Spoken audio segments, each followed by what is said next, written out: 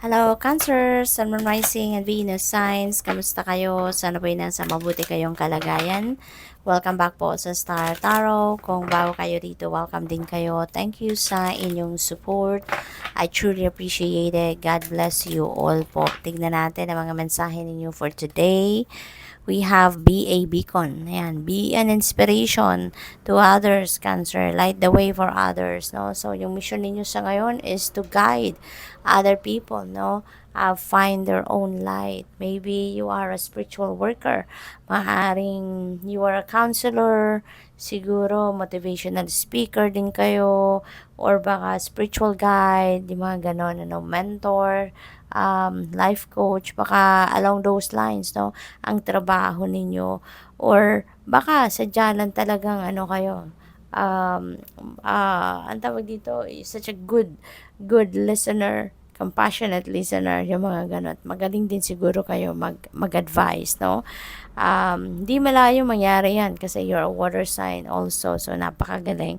So, naka-align talaga kayo sa mga ganong klaseng trabaho or mga um, ganong klaseng ginagawa, no? And siguro, nasa managerial position din kayo kung nagtatrabaho kayo sa kumpanya, no?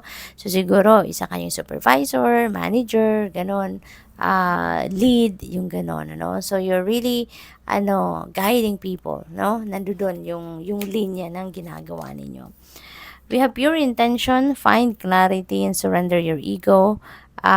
Cancer, siguro ang iba sa inyo rito is needing some kind of clarity. Okay? Maybe meron kayong mga gustong gawin and maybe you can't make up your mind yet kung ano nga ba ang direksyon na tatahakin ninyo kasi maybe hindi ninyo nakikita yung clear path, no, na dapat ninyong puntahan. So there is a calling dito for you to surrender your ego and magano na lang kayo, i-offer nyo na lang yan, no? Yung mga confusion ninyo, ano man ang concerns ninyo, lift it all up to God, lift it all up to your spirit team, and for sure, no? Ano kayo dito, mas gagabayan kayo ng divine universe, no, na wala kayong pagkontra na, wala na kayong pagpipilit or pag-i-insist na kung ano yung mga gusto ninyong gawin, yung ganun. So you'd rather tune in to your intuition, ano, rather than kontrahin ninyo mga pangyayari, pagbabago, or ipagpilitan ninyo kung ano yung gusto ninyo. I-surrender nyo na lang yan and tune in sa inyong intuition because for sure you will be guided, no, kung ano ang dapat ninyong gawin, ano yung dapat na steps na natitaken ninyo at this time. Spiritual warrior, show you are a wise leader. You are Cancer, no?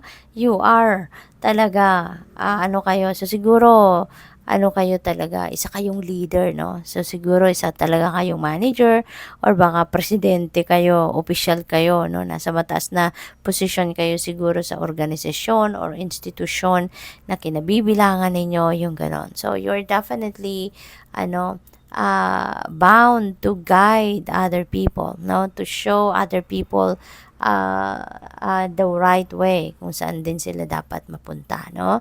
So siguro magaling din kayong magbigay ng advice. Sabi rito, stand in your power, be passionate about your vision, and bring about positive change. Ayan. So, Cancer, siguro yung mission talaga ninyo sa ngayon is to guide other people, no? Parang ano kayo kayo yung may bitbit ng torch, kayo yung may bitbit ng ilaw at ginagabayan ninyo, iniilawan ninyo yung path ng mga tao sa paligid ninyo para mapunta din sila doon sa path na dapat nilang mapuntahan. So this is really beautiful.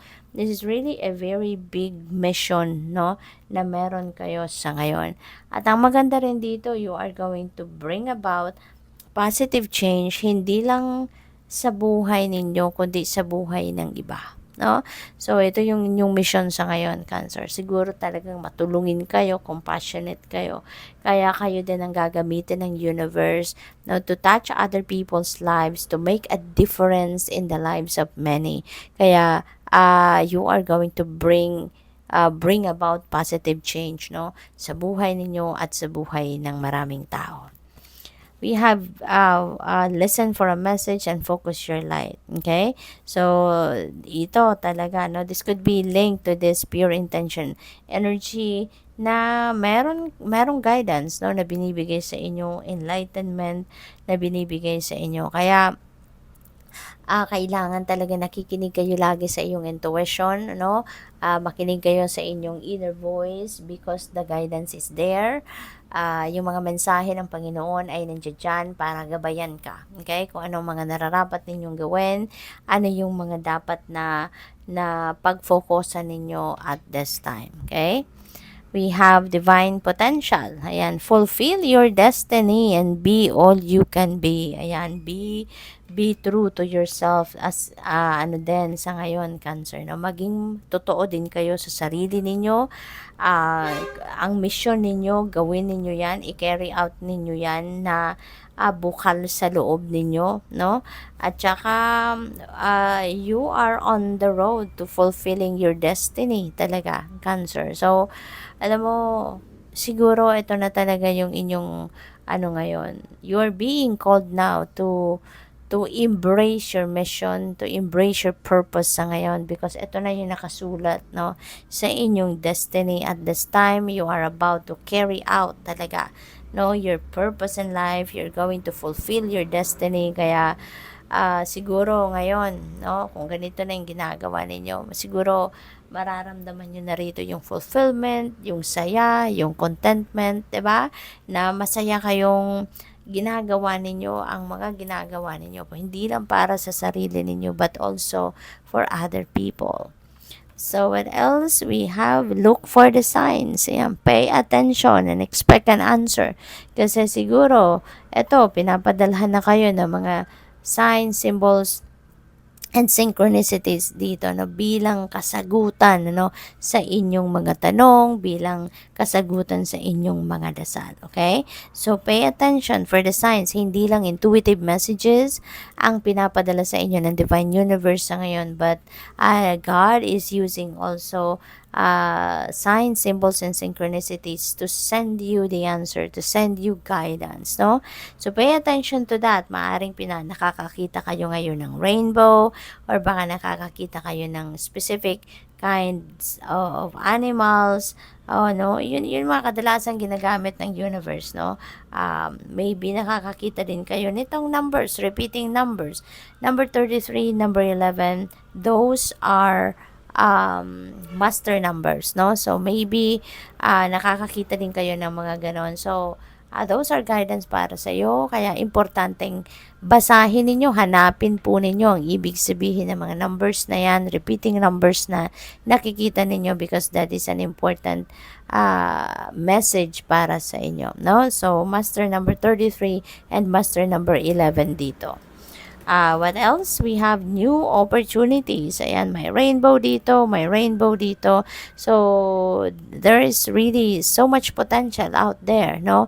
Cancer na para makatulong sa iyo, no, na ma-fulfill ninyo ang inyong destiny talaga, no, na ma-carry out ninyo ang inyong purpose in life. There are so much potential out there para magawa ninyo or may sakatuparan ninyo ang mga bagay na gusto ninyong may sakatuparan or yung destined kayo, no, na magawa ninyo yan. So, sabi dito, declutter your life and glimpse a magical doorway.